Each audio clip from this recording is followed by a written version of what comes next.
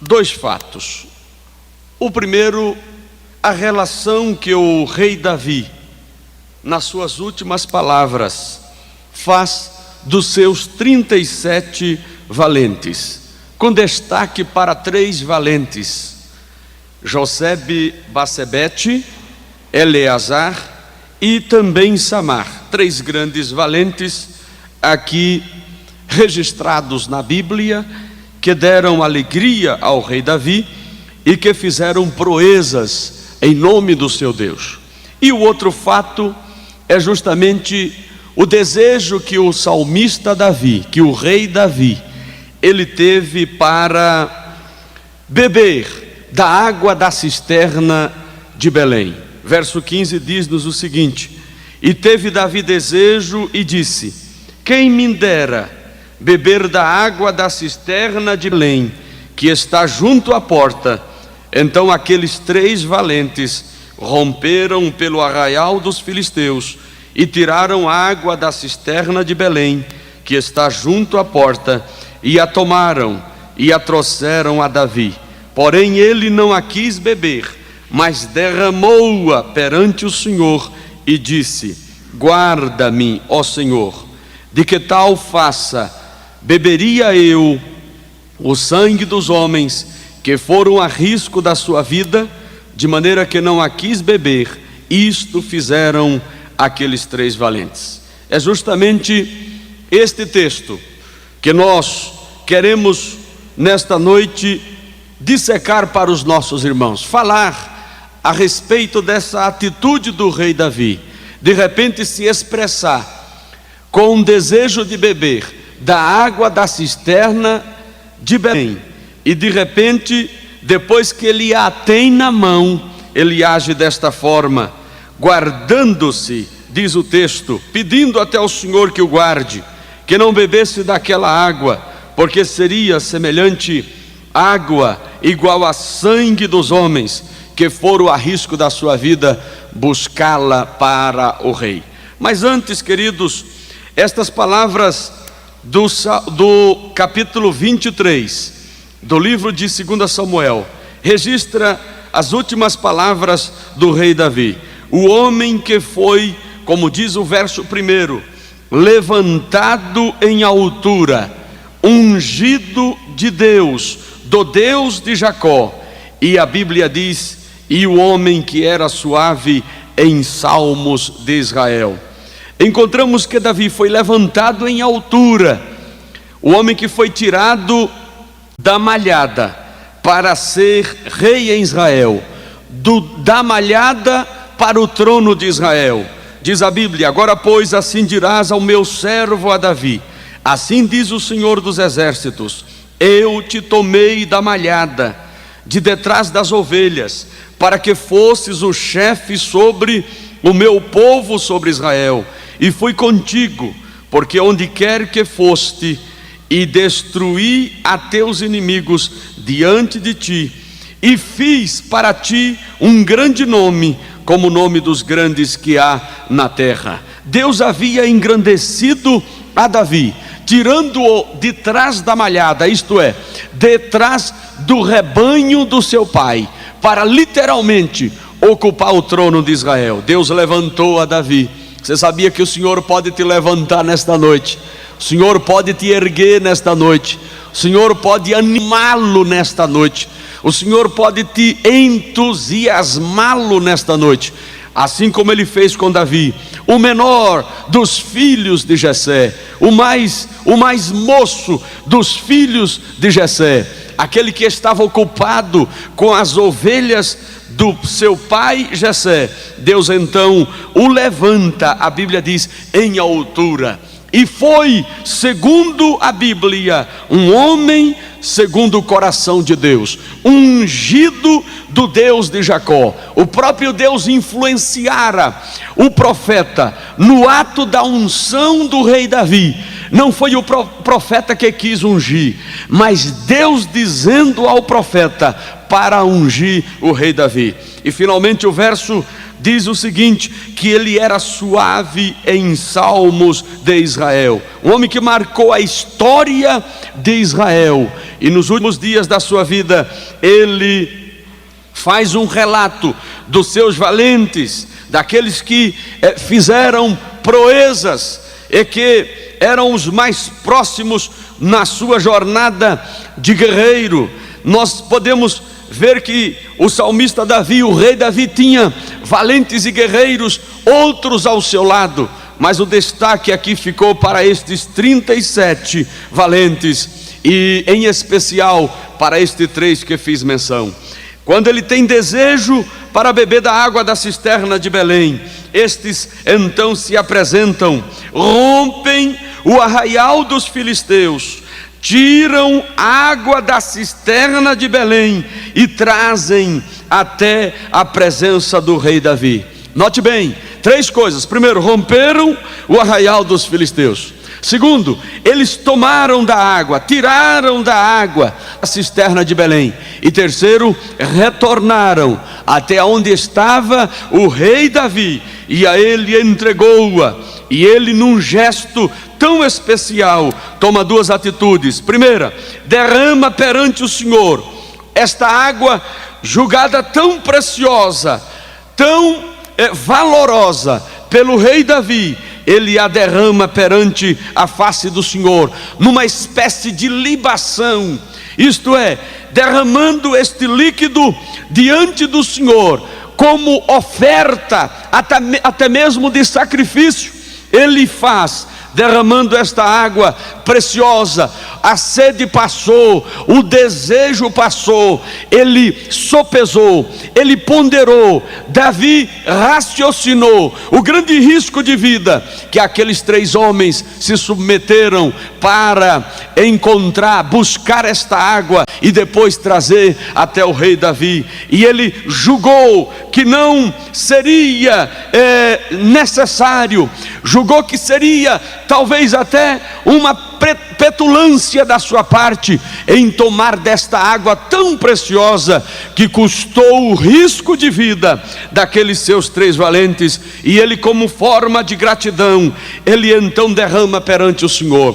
E o segundo aspecto da atitude do rei Davi, ele declara que não beberia o sangue dos homens que foram buscar a água a risco das suas próprias vidas. 2 coisas. Primeiro, ele derramou a água perante o Senhor como forma de gratidão, de que não se julgava não merecedor daquele gesto valoroso, valente, daqueles 3 seus guerreiros que romperam todos os obstáculos a risco de suas vidas, buscando a água para matar a sede do rei Davi. Ele não se julgou, Davi, quem sabe destinatário daquele tão empreendimento, daquela água tão preciosa, e tributou a Deus e derramou perante a face do Senhor, e declarou também, conforme diz a lei, que jamais beberia sangue,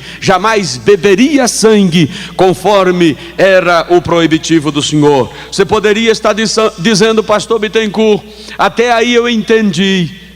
Qual é a lição principal que o Senhor quer compartilhar conosco nesta noite? Sabe qual é a lição principal que eu quero compartilhar com vocês nesta noite? É a seguinte: tudo que temos, tudo que somos, tudo que possuímos, custou o risco de vida de alguém, custou o esforço de alguém.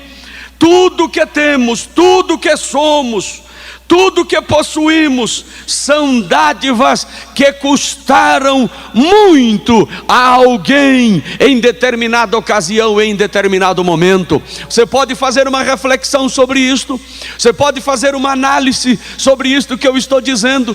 O que nós temos, o que possuímos, são dádivas, são dons divinos, que em dado instante custou a vida, custou muito a alguém, até mesmo a sua própria vida. Se pensarmos interessados na nossa salvação. Este dom maior, esta dádiva maior que recebemos do nosso Pai, custou a vida do nosso meigo nazareno, custou a vida de Jesus. E é por isso que nós devemos, à medida que recebemos dádivas de Deus, devemos agir com gratidão, a Ele devolvê-las, estas dádivas, agradecidos, porque Ele realmente é maravilhoso e merecedor de toda honra, de toda glória e de todo louvor. Amém, meus amados?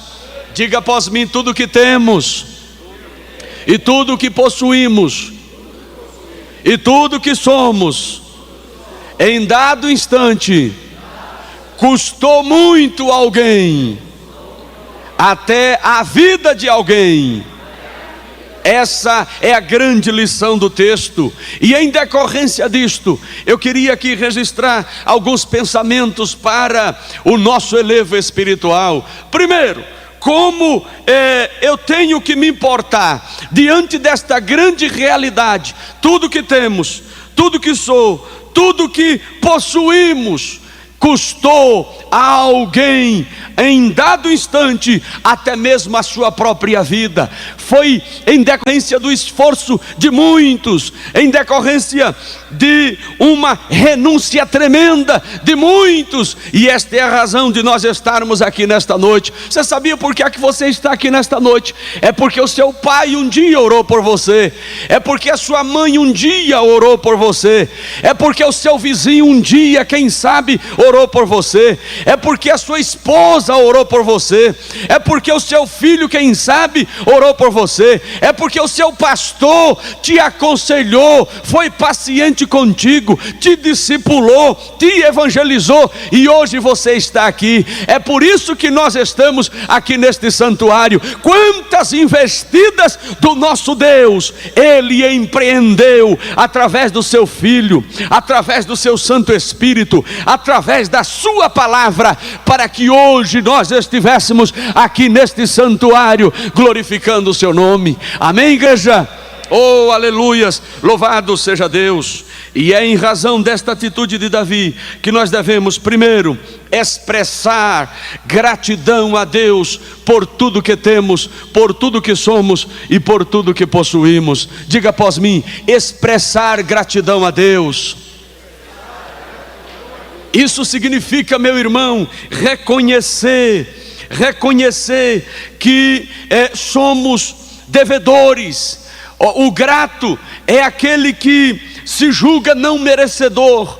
O grato é quando ele se depara diante do seu doador, ou diante daquele que doa, diante daquele que lhe dá as coisas, diante daquele que lhe confere as coisas, ele se julga não merecedor. Toda pessoa grata é uma pessoa que se julga não merecedora da dádiva que recebe. Você não encontra gratidão no coração de orgulhoso, no coração de pessoa que se julga merecedor de ter recebido aquela dádiva ou aquele dote.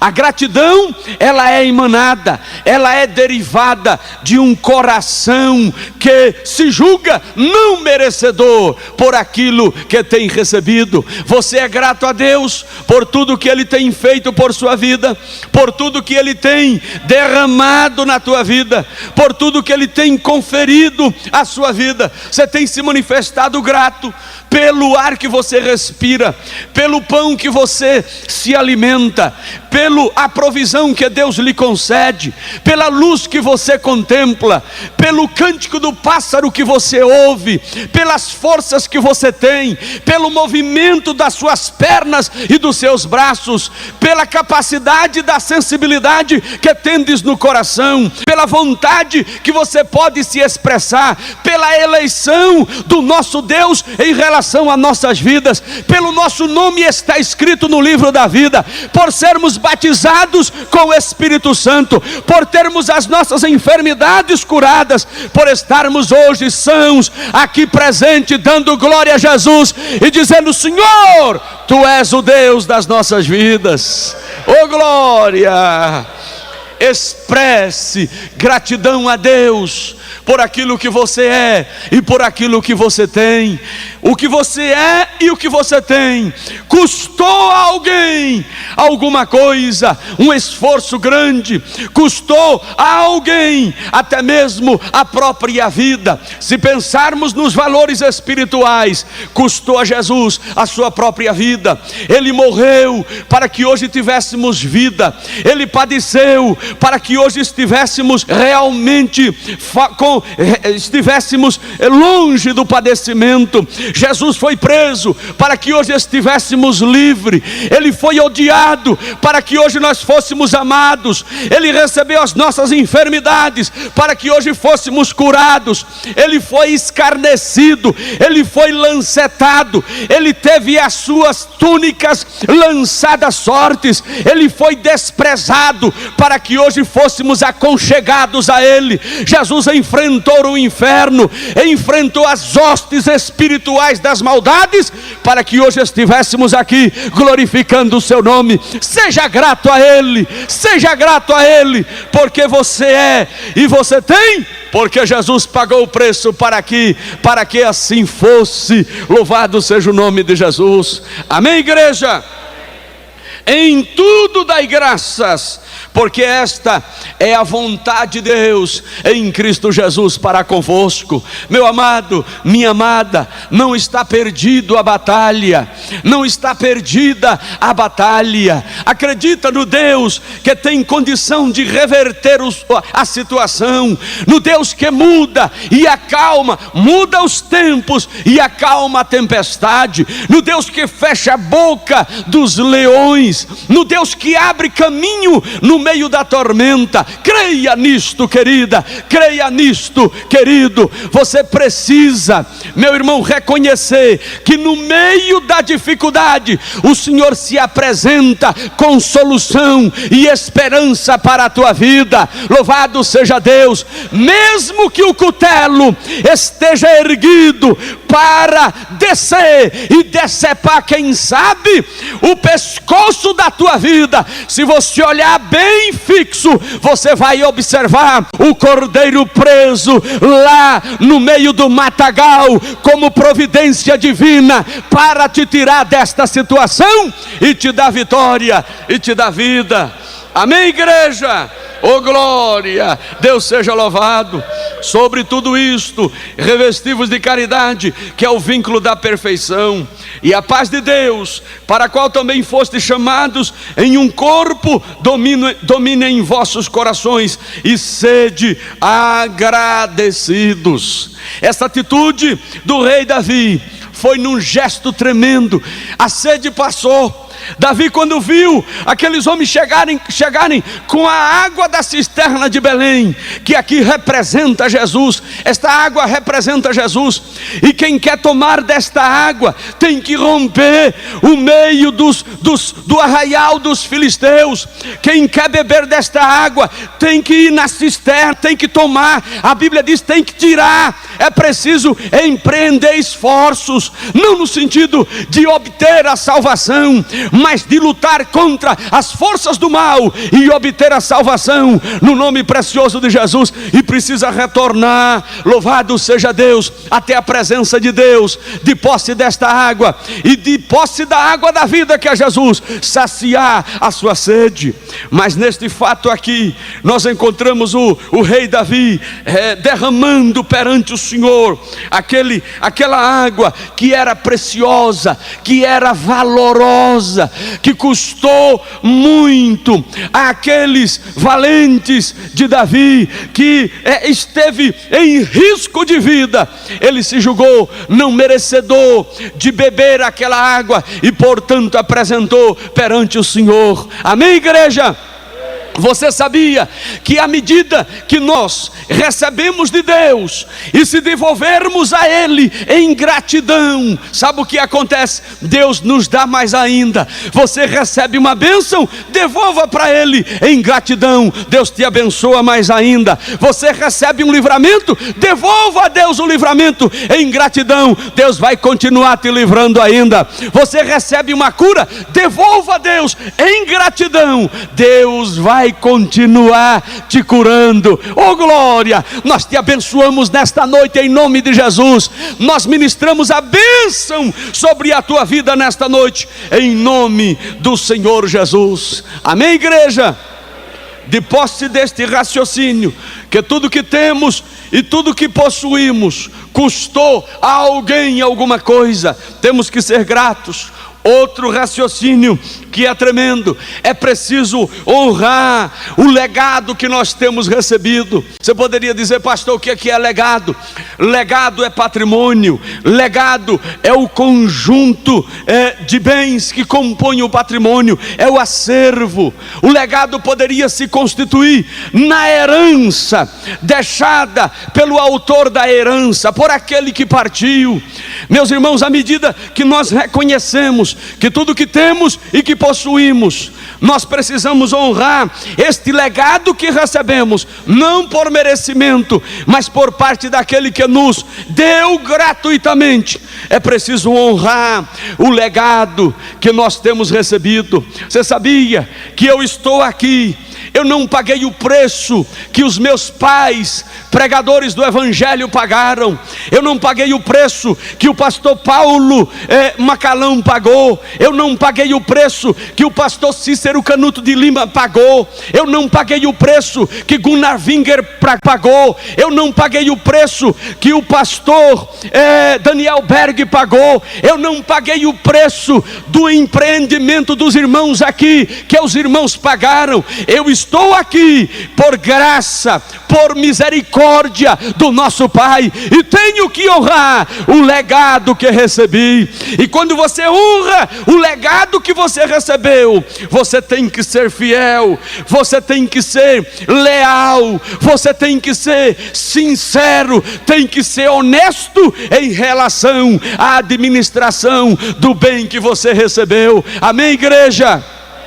Quantas coisas Jesus nos confiou antes de partir para a glória, que é preciso que eu e você nos sensibilizemos, que precisamos honrar, administrar bem aquilo que o Senhor tem colocado em nossas mãos. Quantos talentos Deus tem colocado em nossas mãos, quantas possibilidades Deus tem colocado em nossas mãos, quantas potencialidades eu e você nós temos, e que às vezes está inerte.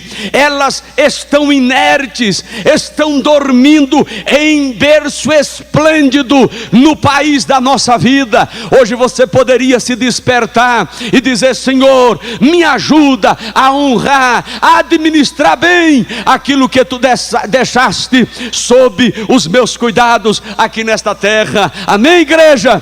Deus te deixou a salvação, Deus te deixou os dons espirituais, Deus te deixou a revelação da palavra, Deus te deixou o Espírito Santo, Deus te deixou o fruto do Espírito, Deus te deixou a vocação, Deus te deixou a chamada, Deus te deixou a esperança, Deus te deixou as doutrinas bíblicas cardeais e imutáveis, Deus te deixou quantas coisas o Senhor tem te deixado, o Senhor nos deixou, e que é preciso que administremos estas coisas, porque senão haveremos de prestar contas de todas elas naquele grande dia. Louvado seja o Senhor. E deste modo não haverá desculpa, não haverá saída, não haverá evasivas. Você e eu, diante do Senhor, temos que prestar a conta daquilo que Ele colocou em nossas mãos. Amém, igreja? Honrar o legado que recebemos tem que ser a conduta daquele que é agraciado por Deus a respeito de alguma dádiva, a respeito de algum dote. Outra coisa que sobe a nossa mente para compartilhar com os irmãos, debaixo deste raciocínio de que tudo que temos e possuímos são dádivas que custaram a alguém alguma coisa. Primeiro, ser gratos a Deus gratos a Deus aonde nós chegamos, gratos a Deus pelo que recebemos, gratos a Deus pelos que passaram. É verdade, temos que reconhecer, honrando o legado, o acervo que nós temos recebido. E finalmente precisamos também conservar os marcos dantes estabelecidos. Você poderia dizer: pastor, o que significa isto? Significa que nós não podemos ultrapassar os limites que são estabelecidos. Quais são estes limites? Nós poderíamos falar de 3 limites. O primeiro limite, o limite da própria doutrina. Os limites doutrinários não podem ser ultrapassados, não podem ser mudados, eles não podem ser alterados. Sabe por quê, meus irmãos? A doutrina, ela se compõe em bases que não mudam. O tempo passa, as eras avançam, a história pode se modificar, mas a doutrina não passa. A doutrina permanece a mesma, desde o dia que foi concedida até o dia em que efetivamente não se terá mais eficácia dela, a partir do instante que a igreja for tomada aqui desta terra.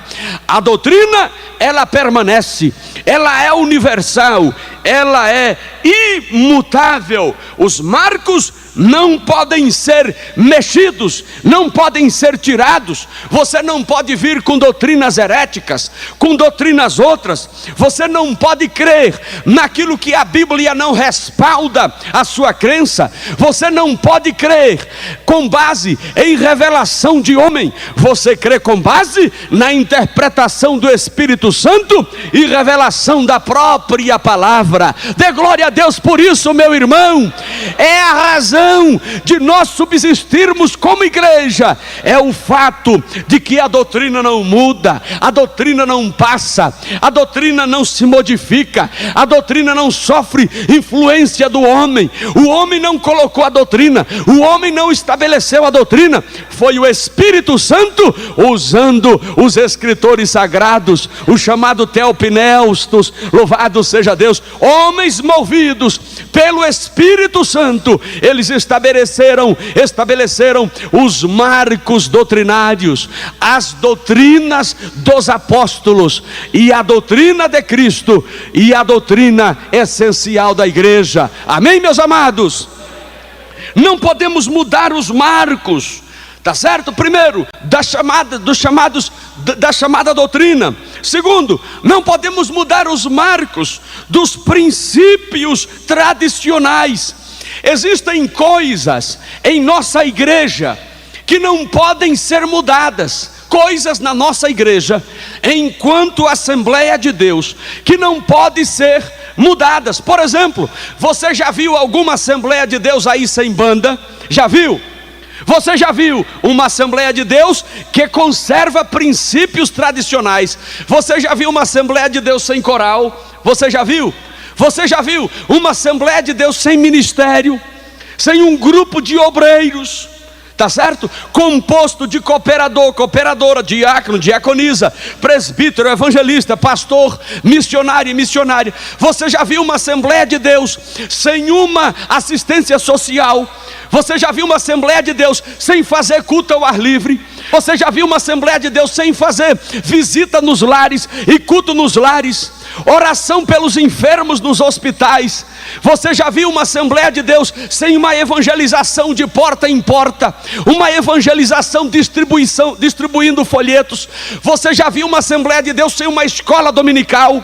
São princípios tradicionais que originaram-se no início da igreja, eles surgiram com a igreja e não pode ser removido. Você não venha com outro tipo de movimento, com outro tipo de coisa, porque não se encaixa, ou então a igreja se desfigura, a igreja perde a sua identidade. Você poderia dizer: mas pastor, porque aqui tem então Deus é amor, Brasil para Cristo, Renascer e outros movimentos, cada um com as suas peculiaridades, cada um com as suas singularidades. O fato é, se você foi chamado na Assembleia de Deus, é preciso se encaixar dentro dos princípios tradicionais da própria Assembleia de Deus. Não pode mudar. Se Deus te chamou na Deus e Amor, você vai parecer com o crente da Deus e Amor.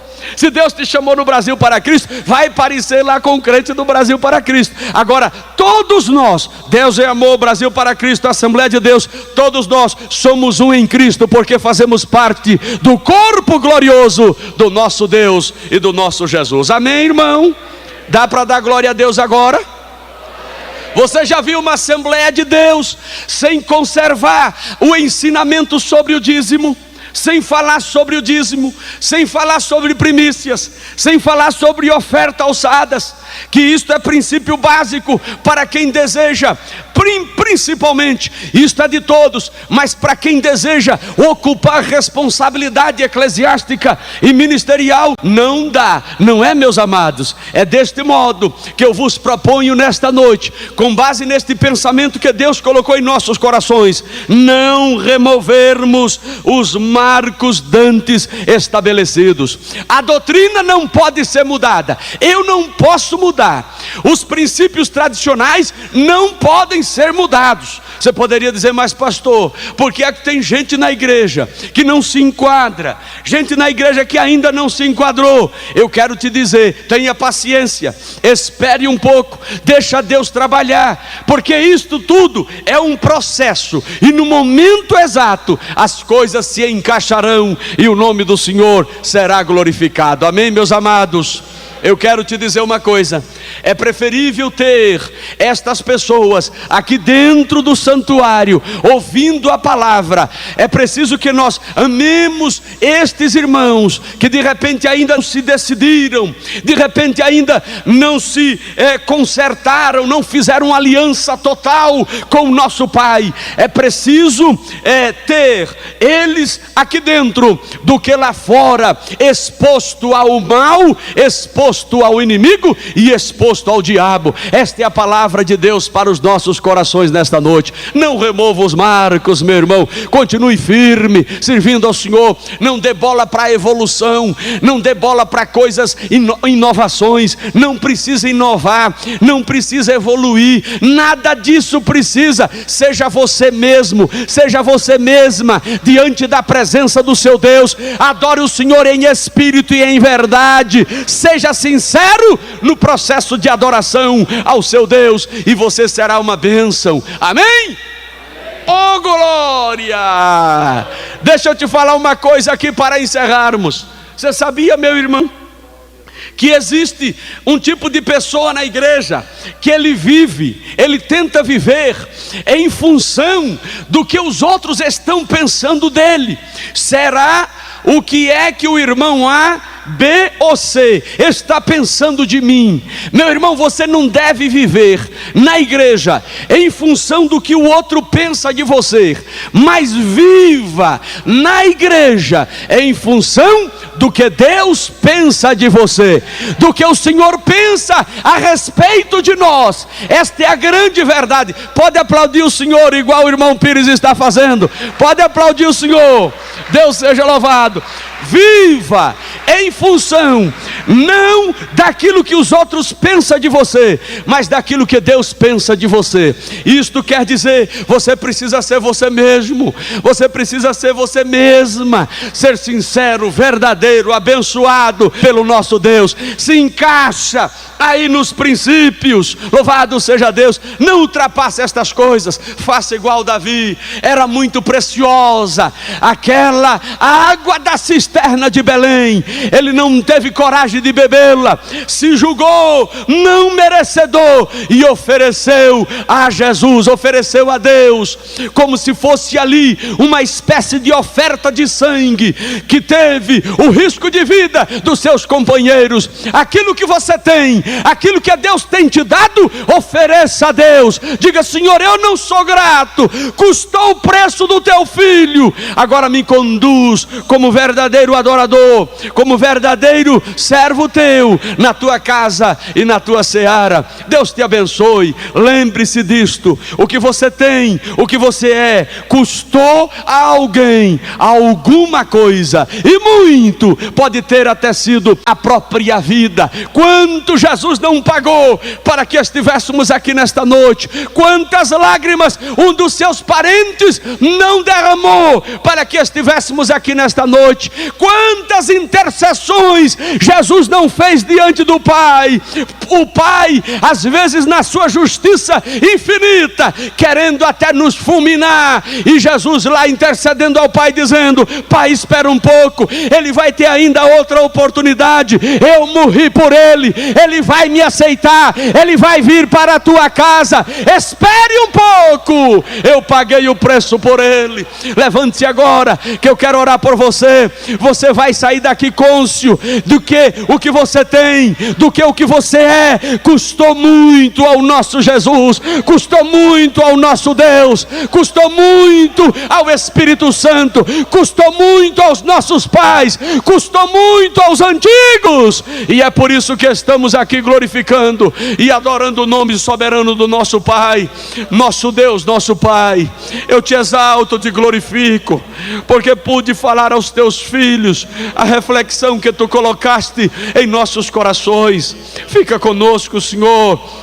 Ajuda-nos a reconhecer que tudo que temos, que tudo que possuímos, custou muito, Senhor, aos nossos pais, custou muito, Senhor, a teu Filho na cruz do Calvário, custou muito, Senhor, a assistência do teu Santo Espírito batendo na porta dos nossos corações, custou muito, Senhor, aos nossos familiares que oraram sempre por nós, para que hoje estivéssemos aqui. Abençoa cada vida aqui nesta noite. Nós somos gratos a Ti, Senhor, por tudo que temos e por tudo que possuímos. A Ti derramamos, a Ti tributamos, a Ti devolvemos, a Ti, Senhor, nós concedemos, porque tudo que temos e que somos não é nosso, mas é Teu. É a oração que fazemos no precioso nome de Jesus. Amém. Amém.